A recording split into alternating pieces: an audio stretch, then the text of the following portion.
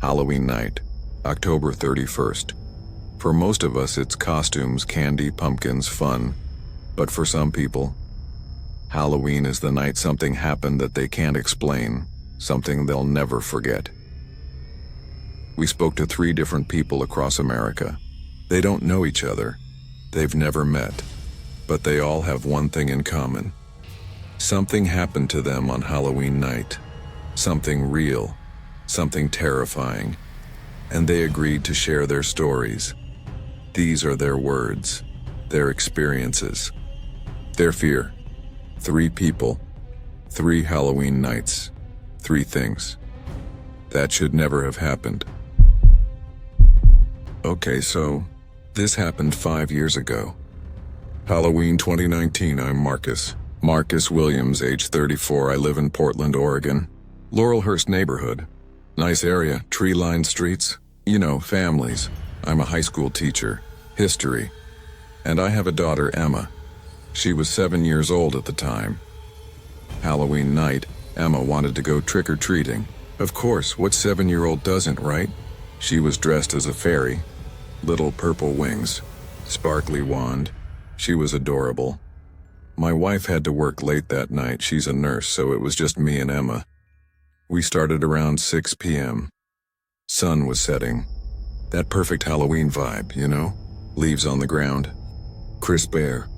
Pumpkins everywhere. Emma was so excited. Running from house to house, filling up her little pumpkin bucket. We'd been out for maybe an hour. It was getting darker. Most houses in our neighborhood go all out for Halloween. Decorations, lights, music, it's a whole thing. And then Emma stopped in front of this one house. It was different. Dark. No lights on. No decorations. No jack-o'-lanterns, nothing. The yard was overgrown. Like nobody had mowed in months, and the house itself, painted this dark gray, almost black. Windows looked, I don't know, empty, like eyes. "Daddy, should we skip this one?" Emma asked, and honestly, I wanted to say yes. Something felt off about that house, but I'm a teacher. I try to teach Emma not to judge. Not to be scared of things just because they look different. So I said, "No, honey. Let's knock. Maybe they have candy." Worst decision I ever made. We walked up to the porch. The steps creaked. Really loud. Like they hadn't been used in years. Emma held my hand tight. I could feel she was nervous. I knocked on the door. Nothing. I waited. Knocked again, and then the door opened. It was a woman. Maybe 70 years old, gray hair, wearing this old-fashioned dress. Like something from the 1920s or 30s. And she smiled at us. But it wasn't a normal smile. It was too wide, too empty. "Trick or treat," Emma said, but her voice was small, scared. The woman looked at Emma, just stared at her. For like 10 seconds. Then she looked at me and said, "What a beautiful little girl." Her voice was strange, flat, no emotion. "Thank you," I said. "Happy Halloween." The woman kept staring at Emma. "Would you like to come inside?" she asked. I have candy inside. Every instinct in my body screamed no. "That's okay," I said quickly. "We need to keep moving." "Thank you, though." I started to turn away, pulling Emma with me, and that's when the woman said something that made my blood freeze. She said, "Goodbye, Emma. See you soon." I never told her Emma's name. Emma was wearing a generic fairy costume. No name tag, nothing. How did she know? I grabbed Emma's hand and we ran. Literally ran down those porch steps. I looked back once. The woman was standing in the doorway, still smiling, watching us go. But here's the thing that still haunts me. Behind her in the dark hallway of that house, I saw other people, standing completely still. In a line, all wearing old-fashioned clothes, all staring at us. We got home. I locked every door. Every window. Emma asked me, "Daddy, why did that lady know my name?" I didn't have an answer. The next day, November 1st, I drove past that house. The yard was still overgrown. The house was still dark, but there was a "for sale" sign in the front yard. And according to the realtor website, that house had been empty for 3 years. Nobody had lived there since 2016. Emma's 11 now. She still has nightmares about that woman, and I never take her trick-or-treating on that street again. Okay, this is hard to talk about. My name's Sarah CHEN. I'm 28. I live in Austin, Texas. I'm a graphic designer. Work from home mostly. Live alone. Well, me and my cat.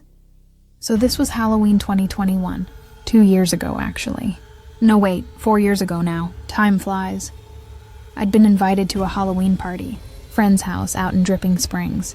That's about 30 miles west of Austin. I wasn't gonna go. I'm not really a party person, but my friend insisted. Come on, Sarah. It's Halloween. Live a little, so I went. Wore a witch costume. Basic, I know. Had a few drinks. Socialized. It was fun. But around 10:30, 11 p.m., I started getting tired. I have this rule. I don't drink and drive. So I'd stopped drinking around 9. I said my goodbyes and headed home. It's about a 30-mile drive from Dripping Springs back to Austin. Mostly highway, Route 290 East. At that time of night, especially on Halloween, the road is pretty empty. I'd been driving for maybe 10 minutes. Radio on, some pop station. Just cruising. And then I glanced in my rearview mirror. There was someone in my back seat. I screamed, slammed on the brakes. The car skidded. I whipped around to look. Nobody there. The back seat was empty. Okay, I'm just tired. My eyes are playing tricks on me. I took a deep breath. Checked the back seat again. Still empty. I started driving again. 5 minutes pass. I'm starting to relax. Then I look in the rearview mirror again. The figure was back, sitting in the middle of the back seat. Tall, dark, no face, just shadow in the shape of a person, and it was leaning forward, toward me. I didn't brake this time. I kept driving, eyes on the road, but I could see it in the mirror, right behind me. This isn't real, I said out loud. This isn't real. I reached back with my right hand. To prove to myself there was nothing there.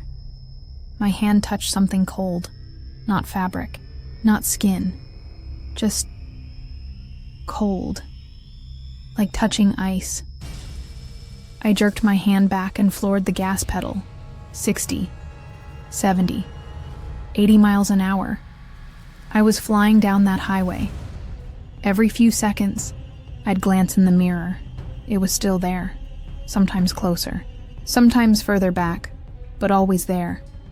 I tried to rationalize it. I'm hallucinating. I'm tired. I shouldn't have driven. But then, it spoke. Sarah. It knew my name. How did it know my name? I started praying.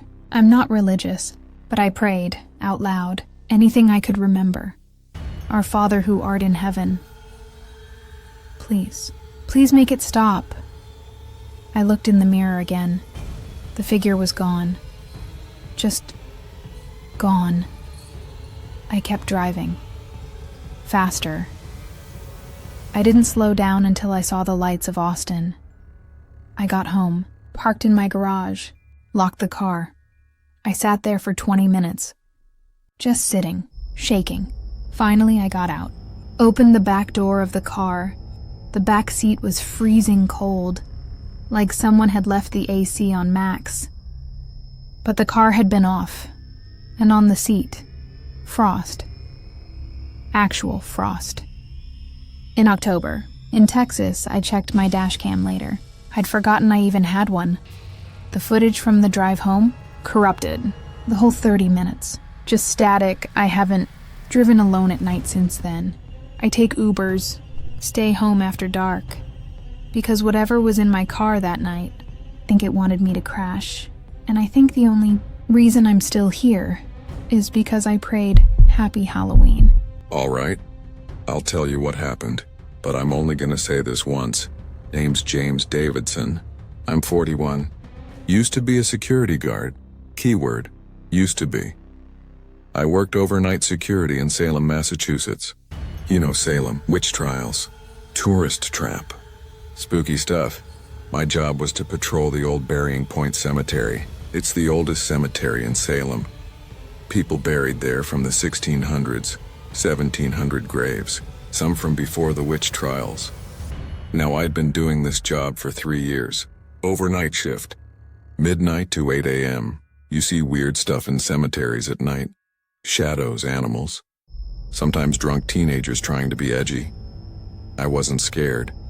I'd seen it all. Halloween 2023. Last year the cemetery closes at sunset on Halloween. But I still have to patrol it. Make sure nobody's vandalizing anything. I got there at 11:45 p.m., 15 minutes before midnight. The place was empty, dark, just my flashlight and the moon. I started my usual rounds. Walking the paths. Checking the gates, and then midnight hit, the air got cold. I mean cold, I could see my breath and it was dead silent, no wind, no animals, no cars in the distance, just silence. I kept walking, doing my job. That's when I started feeling it. That feeling, when you know someone's watching you. I turned around. Nobody there, just gravestones, hundreds of them. I kept walking, then I heard it, a child's voice. Mister. I spun around, flashlight up. There was a little girl standing about 20 feet away, maybe 6 years old, wearing an old-fashioned dress, like something from colonial times. Hey, I called out. You can't be here. Cemetery's closed. The girl didn't move, just stared at me. Where are your parents? I asked, walking toward her. She tilted her head, like a dog does when it's confused, and then she said something that made my blood run cold. Mr. James, why are you here? She knew my name. I've never seen this kid before in my life. I don't have kids. I don't know any kids. How the hell did she know my name? Who are you? I demanded. How do you know my name? The girl smiled, not a nice smile, a wrong smile. We all know your name, Mr. James. We've been watching you. I looked around, and that's when I saw them. Behind every gravestone, there was someone standing. Dozens of them, maybe hundreds, men, women, children, all wearing old clothes. Colonial era, all perfectly still, all facing me. I'm a big guy, 6'2", 230 pounds. Former Marine, I don't scare easy, but I ran. I sprinted toward the gate, flashlight bouncing, radio falling off my belt. I could hear them behind me. Not running, just walking. Slow. Steady. Footsteps. Hundreds of footsteps. I got to the gate. Fumbled with my keys, dropped them. No. I looked back, they were getting closer. Maybe 50 feet away now, all of them. Walking in a line. Staring at me, the little girl was in front. Don't leave, Mr. James. Stay with her. I grabbed the keys. Got the gate open. Ran through, slammed it behind me. I looked back through the bars. They were all standing at the gate, pressed against it, staring at me, silent, and then they turned around and walked back to their graves. I got in my car, drove straight to the security company office. I quit. Right there, middle of my shift, turned in my keys, my uniform, everything. They asked me why.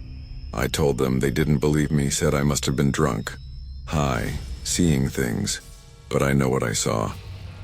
I moved out of Salem 2 weeks later. I'm in New Hampshire now. I work construction, day shift. I don't go near cemeteries anymore, and every Halloween, I stay inside.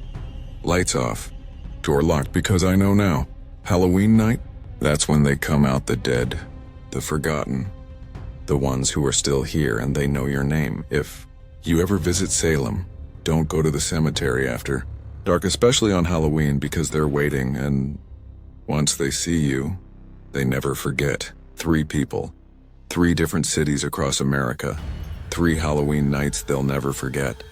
Marcus Williams still lives in Portland. Emma is 11 now.